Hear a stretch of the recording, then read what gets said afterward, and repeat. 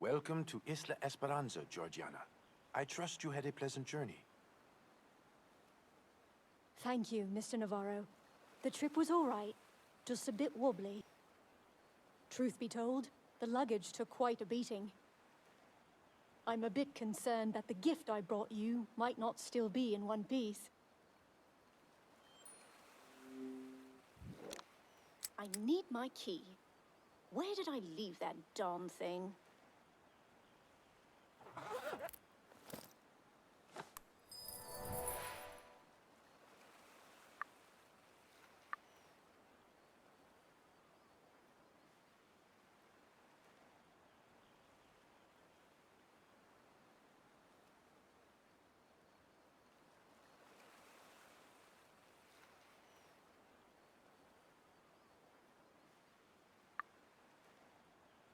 The key's not... Is everything all right? I think I've lost the key to my luggage. Oh, well, why don't we go look for it? If you dropped it somewhere on the island, I'm sure we can find it. Don't be silly, Mr. Navarro. Who knows how long that might take? All I need is a couple of minutes and a bobby pin.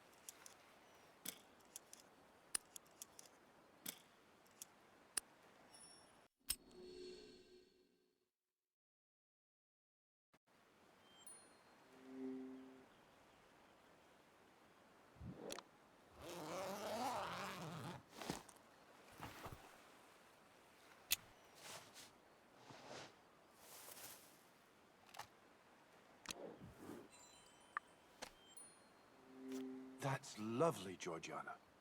I figured you'd appreciate a little reminder of London. Thank you. In my college days, I used to call my family from a booth just like this. I'll be sure to find a nice place for it. I hope it'll suit this fancy mansion. Has it been your residence for long? Getting close to 8 years now. As you can see, the place needs urgent renovations. A massive storm hit us a couple of weeks ago. It caused some serious damage. Thankfully, the renovations are due to be completed next month, right on time to welcome our guests. Are you throwing a celebration of some sort? More like a weekend retreat. I hold one on the island every year. Lovely. Is there an occasion? Just a reunion with friends and business associates who, like me, appreciate the privacy Isla Esperanza offers. I'll make sure I'm up to speed with my duties by then. Can't have you looking shabby in front of the guests, after all. No need to put so much pressure on yourself, Georgiana. Take it one step at a time. Why is he so kind to someone like me? Seems too good to be true. Oh, don't you worry, Mr. Navarro. I do my best work under pressure. For me, it's just a matter of being prepared. So, how many guests are we expecting? At this stage, only Dr. Catherine Bennett and Janet Lim have confirmed their attendance. Wait, are we talking about Dr. Cat, the astrophysics scientist, and Miss Lim, the novelist? Indeed. They are among my dearest friends. Oh my. Some of the most influential people of the year will be visiting us. How exciting. Do you mind if I ask you?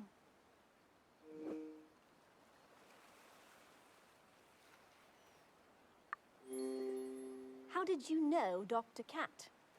I've been a big fan since her show aired last year. Well, Catherine and I met at the planetary conference a couple of years ago. As a fan of her theories, I couldn't pass up the opportunity to say hello when I saw she was attending the event. Is she as lovely in real life as she is on TV? To my surprise, yes. Catherine is friendly and humble. Traits that are not often seen in many celebrities. We had a lovely chat, too. But I was saddened to hear about the situation with her project. Oh my. Was everything all right? Catherine had been struggling to get funding for her solar sail design. All her theories were greeted with derision and disbelief by the scientific community. Really? It's hard to believe Dr. Cat went through something like that. I'd always presumed she carried substantial weight within scientific circles. That wasn't the case back then. Catherine had yet to prove her theories right. I recognized the immense potential in her work and felt compelled to offer my financial support. She politely refused. It wasn't funding Catherine was after, but recognition from her peers, which she eventually earned on her own merit. Catherine reminded me a lot of myself back then. Maybe that's the reason we're such good friends now. I can't wait to meet her in person. She really sounds like my sort of gal. I'm sure Catherine will be very fond of you too, Georgiana. Marvelous. I look forward to the party. But I'm a bit worried, Mr. Navarro. Won't your guests mind someone like me cleaning their rooms? They trust my judgment and know that I only hire people I have faith in. Besides, you've already paid your debts to society. Paid in full, plus extra, if you ask me. I imagine your time spent locked away was a harsh experience.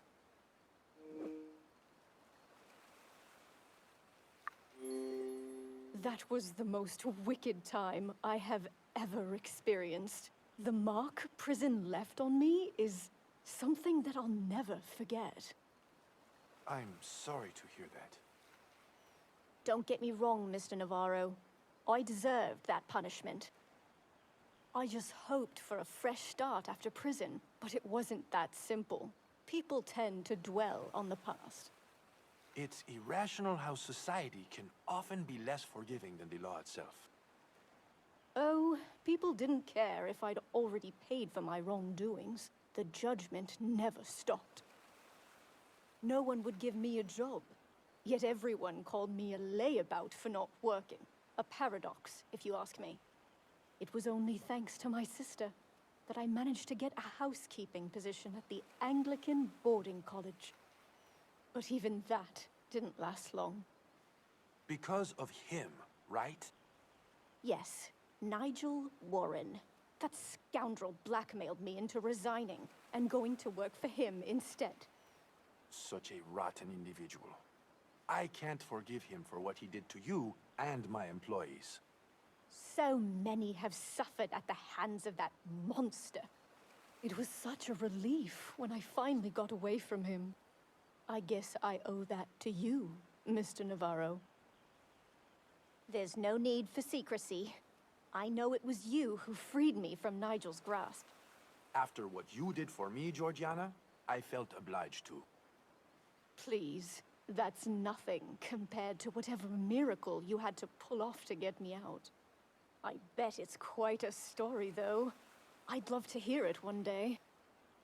Why not today? But it would be better if we continued our conversation inside.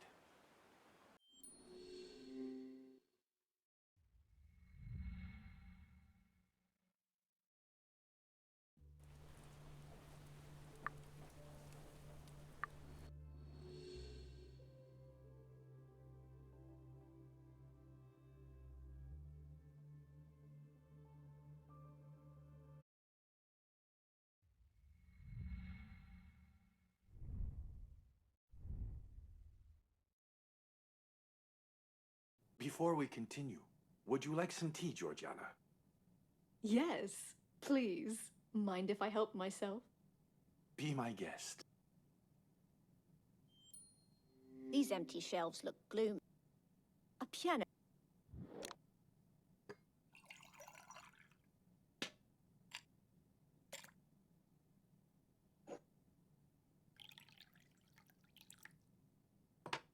Now let's give it a stir.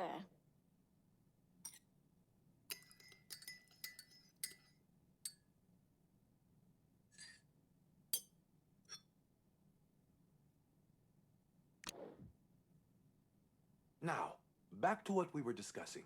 How much do you know about your former employer? More than I'd like to. I was forced to manage some of the fronts of his despicable business. I was tasked with overseeing all the drug smuggling to London. And I fetched the profits from his shady partners. I even shook down local businesses for him. I'm afraid that the rackets you were involved in were only a small part of Nigel Warren's business. His influence goes much further than the streets of London. That makes sense. That wretch had secrets he wouldn't share with his own shadow. Warren had a hand in schemes to extort huge corporations around the country. My company didn't elude his greedy fingers either. He demanded a hefty sum for security fees to ensure the safety of my shipments.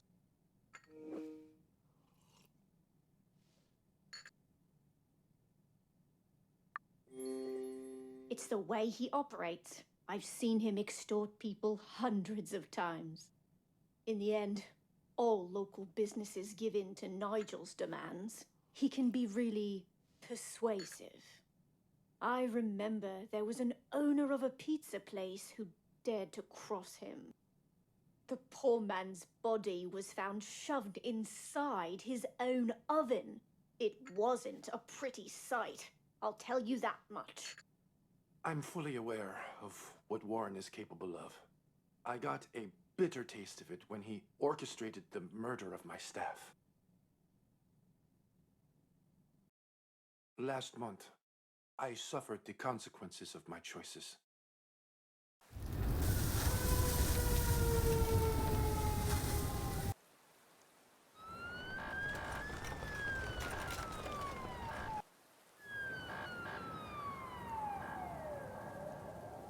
The drivers who were killed were called Rob Mitchell and David Charles.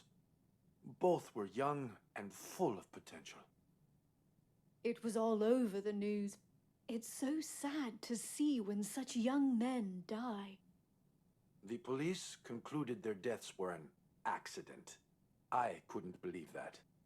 When Nigel is involved, cases don't stay open for long. The police have been in his pocket for years. Since no one would lift a finger against him, I decided to bring Warren to justice on my own. I had to hit him where it hurt most. His international money laundering network.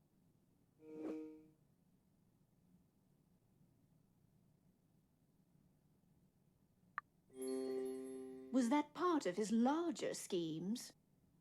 Yes. Warren managed the offshore accounts of many organized crime top dogs. My team and I uncovered most of the trail of their dirty money. There was enough evidence to put Warren's entire network in jeopardy. So, what did you do with it? I confronted the businessmen Warren was laundering money for and threatened to expose their operations. The fact that you're still breathing is nothing short of astonishing, Mr. Navarro. You don't mess with that kind of people without consequences. In case something happened to me, I had loyal employees who were ready to publish the evidence. I, however, was willing not to leak my findings on one condition. Nigel Warren had to confess to murdering my employees in public. How his clientele would make that happen was left up to them. I doubt anyone can convince Nigel to do that. Convince him? Perhaps not. But coercing him, on the other hand. Are you suggesting those people would have gone after Nigel's head if he'd refused? That would have been the most logical outcome. Warren ran their entire money laundering network. He was their biggest liability. If he talked, it would be more than just their operation that would go down.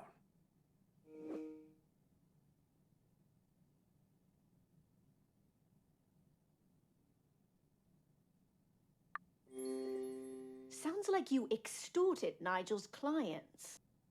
There's no doubt he deserved it. But I would never have expected that from a respectable citizen like you. I did what was necessary to put that murderer behind bars. So, has Nigel confessed to murdering your drivers? He did, last night, while you were on the plane. Oh my! Finally, that animal will get what he deserves. So do I.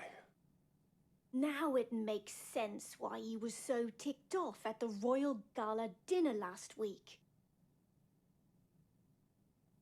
I met Warren that night to talk about his client's demands. You should listen to your clientele, Nigel. Look at you, Navarro. You sound like a puppy yelping. You have no place among the big dogs. So, be a good pup, and don't pick a bone with me, or I'll have 100 more of your people buried. You don't scare me, Warren. Expect to see your name in the headlines tomorrow morning. You think you can threaten me, boy? Me? I'll teach you some respect.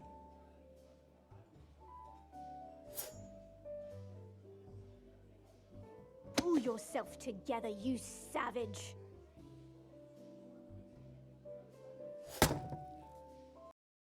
Know your place!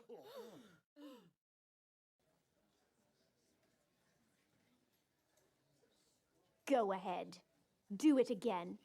Let the cameras get a good shot this time. Consider yourself lucky, Navarro. We're leaving.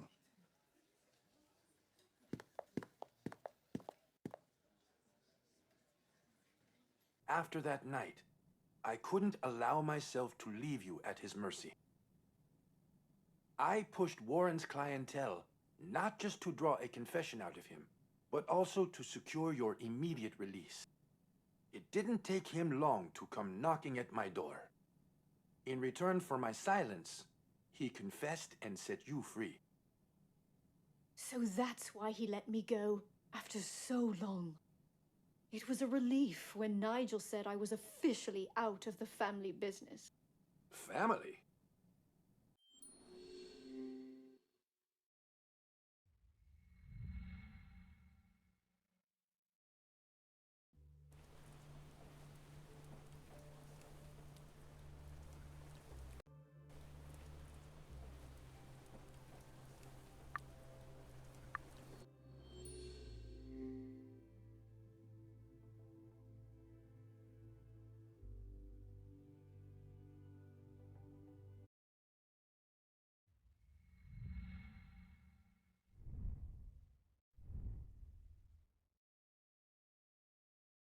Are you telling me you're related to Warren?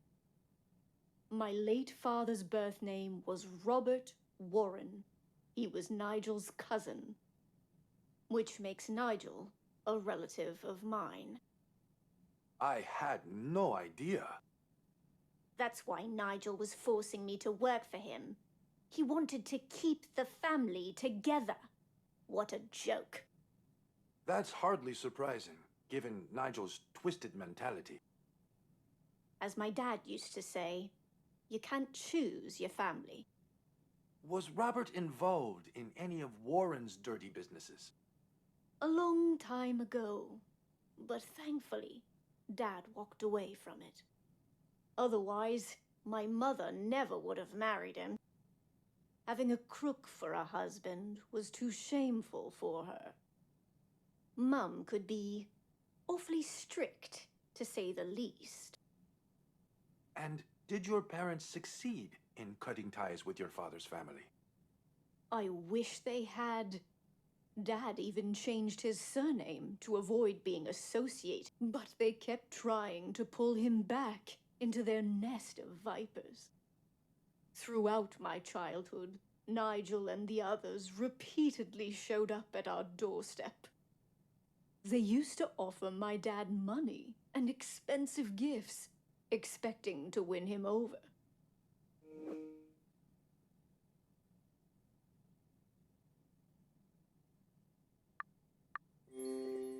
He was afraid that they'd sweep his little girls into that sordid world.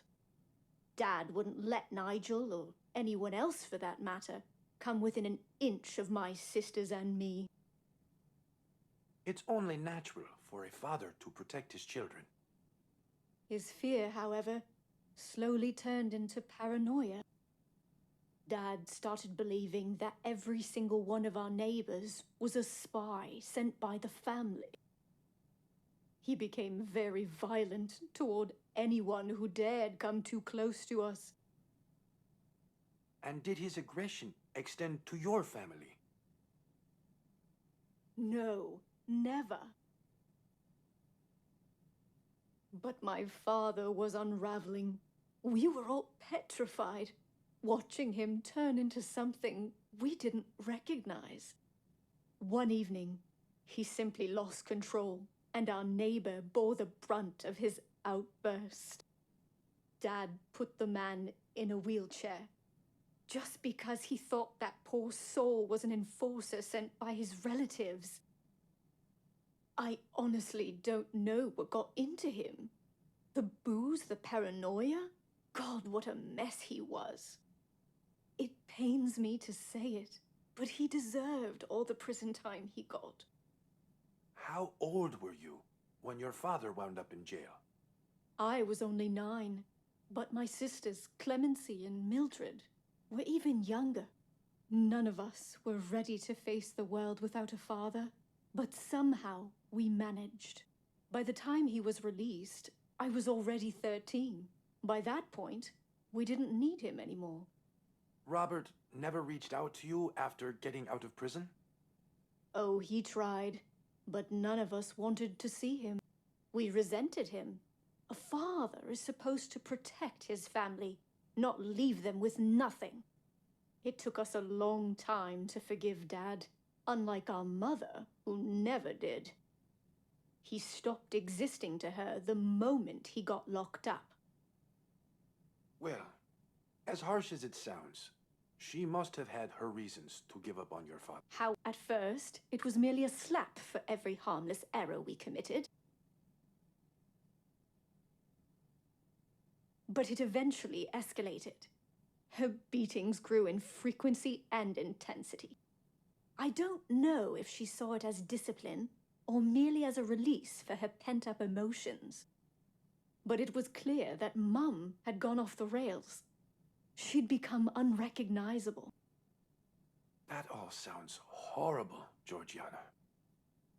Do you think any of it has affected how your life has turned out?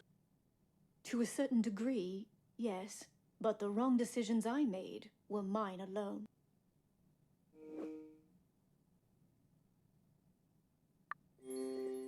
As a teenager, I was invited to join a gang and was stupid enough to accept. The world of crime has its allure. I saw many of my childhood friends give in to its temptations. They were only seeking better lives, but all they did was waste their futures. Sounds familiar. Back then, I dreamed of joining a local gang. They seemed to have it all. Fancy clothes, posh food, and luxurious flats. I wanted what they had. But everything comes at a cost. By joining the gang, I lost my family. My mum, she disowned me. I stopped existing to her just like my father did. Did you ever try to reconnect with her? I didn't bother. To that heartless woman, I was nothing but a failure. Or, in her own words, a rotten apple she wanted nowhere near her good daughters. That was pretty high and mighty for someone who used to send her children to beg for money. Despite your mother's shortcomings, she was still family. It must have been hard being kicked out of your own home. I wasn't ready to leave the nest, that's for sure. The hardest part was saying farewell to my sisters. It felt like I was losing a part of myself. But at the time, being away from Clemency and Mildred was for the best. I never wanted to be a bad influence on them. I hoped life would get better once I'd grown up. Oh, how naive I used to be. Things only got worse. I had no joy in my adult life, except for my short-lived marriage. Your husband's name was Benjamin, right? He came up a couple of times in your police report. My Benny. He and I had joined a street gang around the same time. We were both teenagers when we met. Two foolish kids who grew up together around the wrong people. But by the time we reached 25, Ben and I were tired of that life. We decided to get married and have a small ceremony, just the two of us. I wouldn't have had it any other way, though. It was perfect. So, you and Benjamin walked away from your gang? We did. And after our wedding, we hoped to lead a peaceful life in the countryside. But we needed money for a fresh start. It was our attempt to acquire some that got us arrested. Your police report mentioned you were incarcerated for drug possession. Well, things went sideways. We'd hoped that my father's family could spare us some cash. They were pretty well off. Instead, we got a batch of drugs. Nigel insisted that if you want something, you have to earn it. Ben and I could sell his product and keep the profits, as long as we gave him his commission. But dealing drugs is a risky business. There was this goon who went after us and caused a ruckus. It caught the attention of the police, and we were arrested. What happened afterward?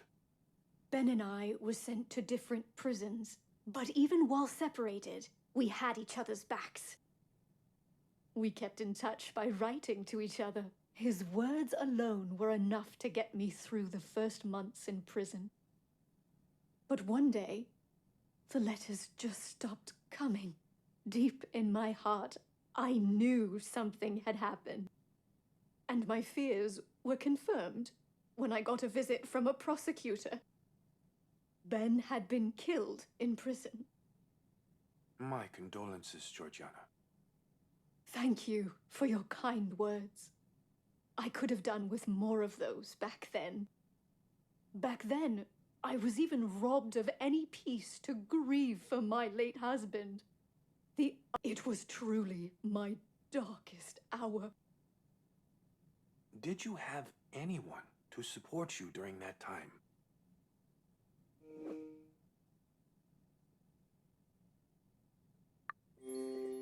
At the end of my first year in prison, Dad resurfaced in my life. I couldn't believe my eyes when he came to visit me in prison. Until that moment, I hadn't realized how much I'd missed my dad. I imagine you had a lot to catch up on. After more than a decade apart, we had a lot to talk about. He told me about his life. Honestly, it was as much of a mess as mine. After prison, he wasn't just shunned by our family, but also by everybody he used to know. Like father, like daughter, I guess. Was he ever tempted to return to the Warren family? Not once. Regardless of his hardships, my father remained committed to living a life of integrity. And he wanted me to do the same. His unwavering moral support during my time behind bars kept me from straying. It was thanks to his advice that I was able to get out of that nightmarish place in the end. I'm sure he was happy for you. That joy was short-lived, I'm afraid. When he discovered I was being blackmailed into working for his cousin, it shattered him. He had to witness his daughter being dragged into the very life he desperately tried to escape. That took an unbearable toll on him. He suffered a stroke shortly thereafter. You've been deprived of happiness for too long, Georgiana. I hope you can find some here on Isla Esperanza. People like me don't deserve to be happy, Mr. Navarro. There's a heavy burden I carry on my shoulders, a dark secret from my past. And after everything you've done for me, I owe you the truth. I've killed a person. You've committed murder, but that wasn't mentioned in your police records. That's because it was in Benjamin's file. My dear Benny took the blame and was arrested for a crime he didn't commit. Georgiana, tell me what happened. Remember the goon who caused a ruckus? I didn't tell you the whole story about him. We thought he wanted to buy some drugs from us. You know, business as usual. But the bloke came to rob us, not to buy from us. Of course, Ben wasn't about to let us get mugged.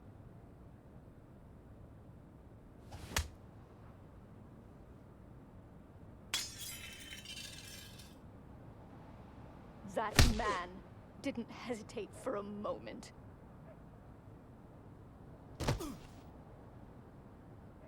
He started beating the hell out of Ben.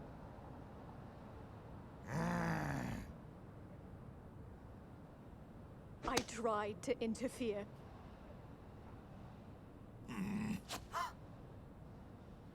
But I just got knocked away.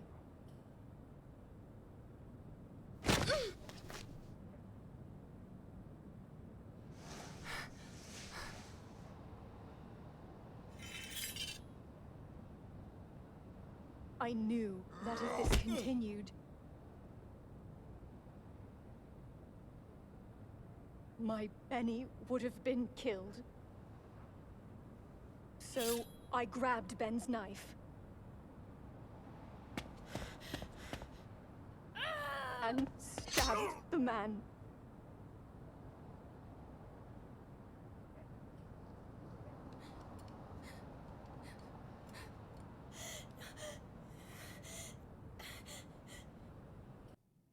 Mr. Navarro, I never wanted to take his life.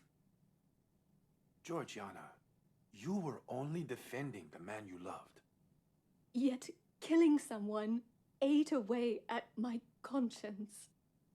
I froze in panic when I realized what I'd done. It was up to Ben to keep his cool for the both of us.